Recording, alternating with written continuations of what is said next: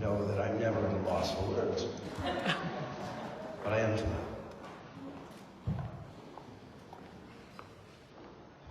When I came here almost 30 years ago, many people said, why?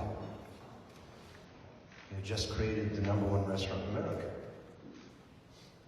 And the investor of Boulay said, Craig, I'll back you in anything you want to do. I said, yes, we have to leave the city. He said, oh my God, what in the hell's gotten into you? And I said, don't you understand? Recipes are only a code for the generational wisdom that is contained in agriculture. And all of that has been deracinated in America.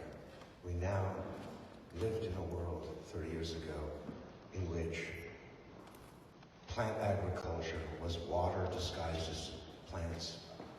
And animal agriculture was corn disguised as protein. And I said, we have to come out to the country and find a place where we can grow regenerative agriculture, high nutrient density, where plants and animals can mimic the biological state of nature. Something happened along the way. I was never supposed to be here, as David said.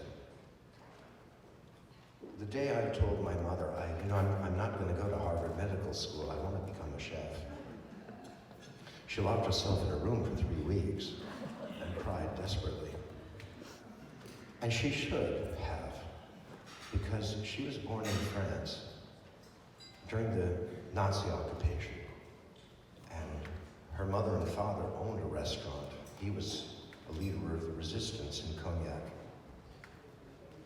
So she only saw the worst parts of it. But to tell you the truth, I've seen the best parts of it. And when I look upon this field of people, I am looking at a band of brothers and sisters. Because let me tell you the truth, there is no industry that is more savaged by public policy.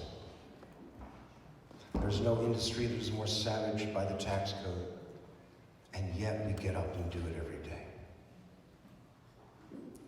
When I got here, the Ryland Inn was considerably less impressive than it is now. It was more or less a place that had fallen on hard times, sort of like me. And we put together a small group of people who said, what the hell, no matter what it takes. I think in my entire life, most of my adult life, I rarely slept more than 2 hours a night and enjoyed this different way of being. I think about the restaurant industry. I think about how when we make it happen against all odds, I'm reminded of Henry V and that great speech in Agincourt in which a mere 6,000 faced 36,000 and triumphed. And I want to just read you those last few lines that occur in that play, because I tell you, this is how I think of all of you. From this day to the ending of the world, but we, and it shall be remembered, we few, we happy few, we band of brothers and sisters. For he today that sheds his blood with me shall be my brother, be he never so vile. This day shall gentle his condition, and gentlemen in England now abed shall think themselves accursed.